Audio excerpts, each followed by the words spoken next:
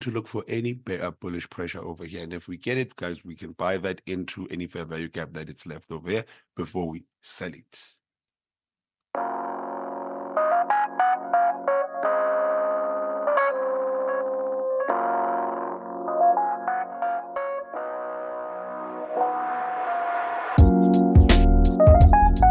Yo, what's good, everybody? It's your man, Prop Zones, the Profits not for Professor, but for profits.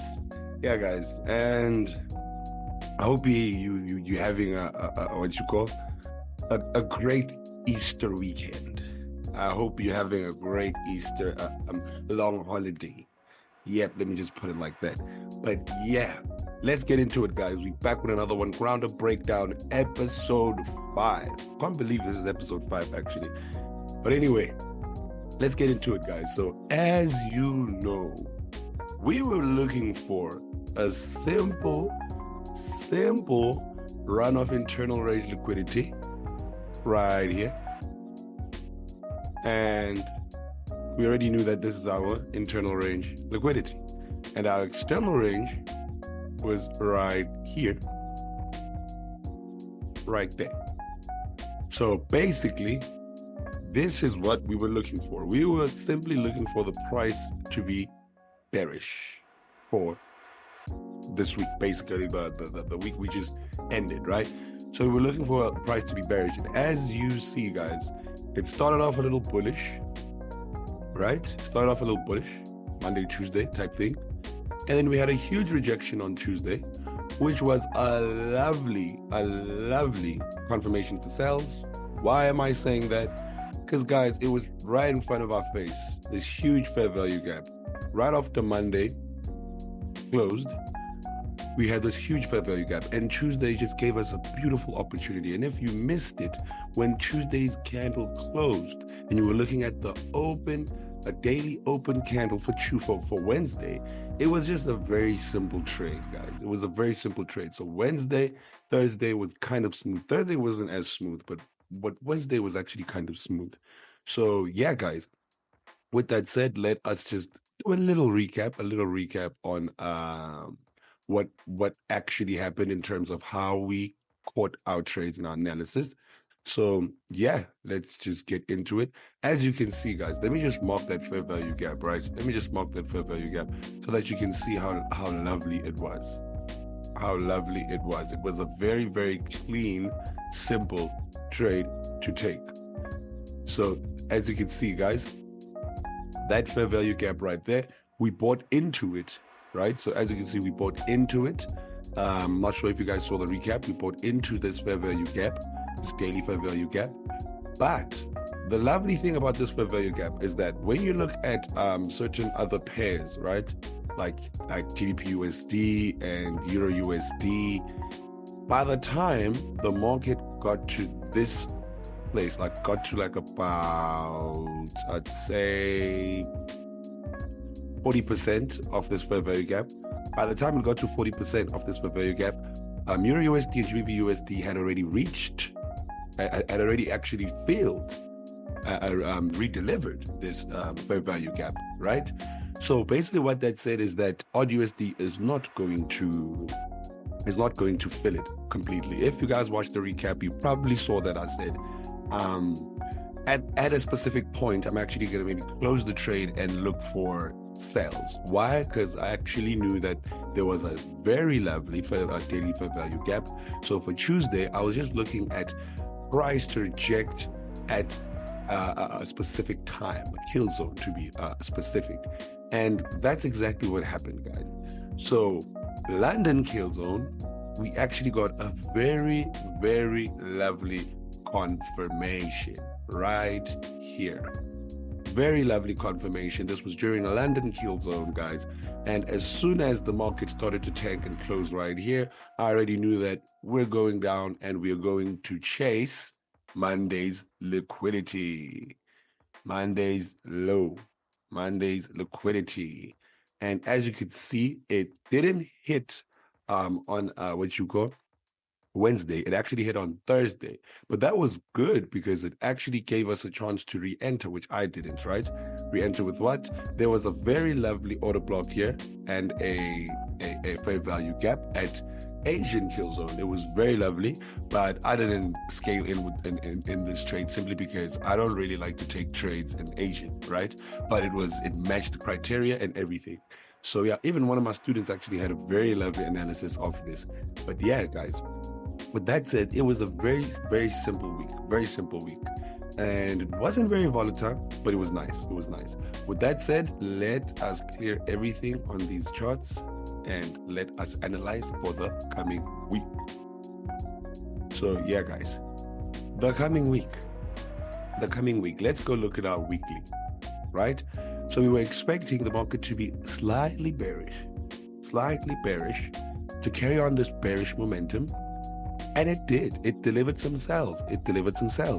Now we are at a very fragile zone. Why do I say that? Because there's a buildup of liquidity.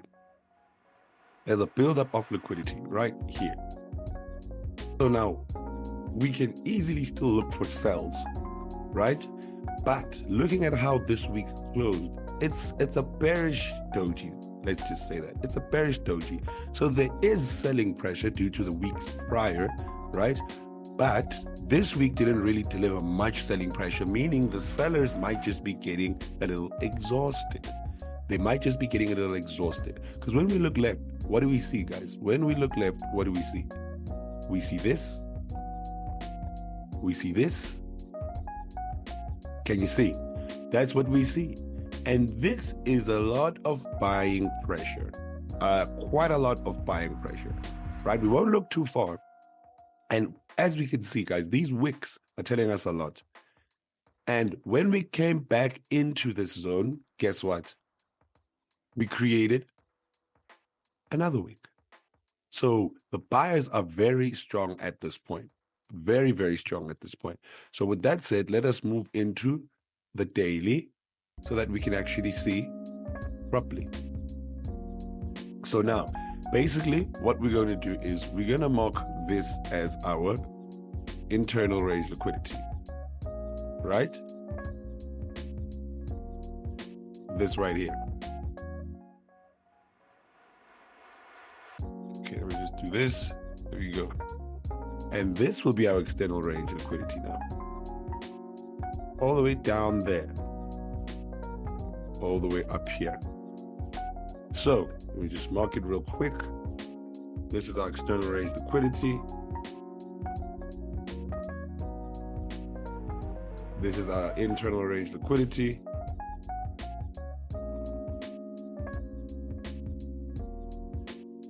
Right? We have our internal and our external. So now, what does this mean? It means the market, we can anticipate the market to actually fulfill what we were analyzing last week, because it did fill this liquidity over here. As you can see, that's where it created the wick. But this wick is very lovely and strong, signifying a lot of buyers trying to get in the market. So now the market might be attracted to this low. And as soon as it hits this low, we need to watch what price does. And if it gives us any bullish pressure on the lower time frame, then we know that we can buy this market all the way to this high right here. Right? Because this now is the minor range that we're dealing in. The internal range that we are dealing in is very crucial points of if the market reaches those zones, we need to keep an eye in the lower time frames to see if there's any buying pressure or any selling pressure. So with that said, guys, let us move into the H4 time frame just to have a little more detailed view of what is happening.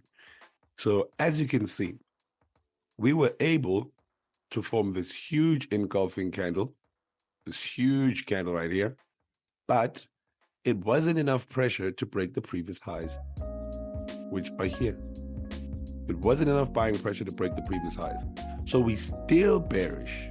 Forming lower lows and lower lows and lower lows, right? So with that said, let me just delete this. So with that said, guys, we need to look for any buy side imbalance and sell side inefficiencies, right? But now when we look all the way down there, there's a very small one over here, right? We have a very small one over there. And then we have quite a few up here that we were still looking at, right? We have quite a few up here. So now what are we looking for? Since we're still bearish, let us now move into 1 hour time frame and let us see what it is giving us. Can you see that the market reacted off of this fair value gap right here, failed it completely, and started to turn around? So now we are going to be looking at this fair value gap right here.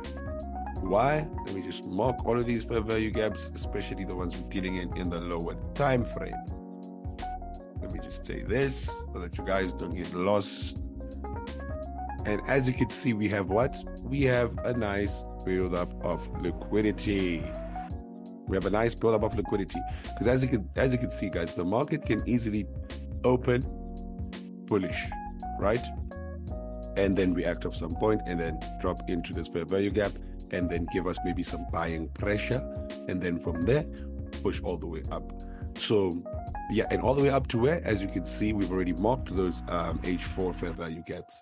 So yeah, with that said, guys, basically that's what we're going to be looking for in this week is if the market reacts to this fair value gap and gives us a nice bullish momentum on the 15-minute time frame, we're actually going to be looking to buy this pair all the way into higher points of interest, which is right here, right before we start selling. But if it breaks this low right here, if it violates this liquidity and not sweeps it, if it violates this liquidity, then we know that it's heading for this one. And then we're going to look for any bullish pressure over here. And if we get it, guys, we can buy that into any fair value gap that it's left over here before we sell it. So yeah, basically that's what we're looking for, guys. That's what we're looking for this week. It's nothing hectic. With that said, I'll see you on episode 6 or recaps for this week. But yeah, guys, Prof. Stones signing out.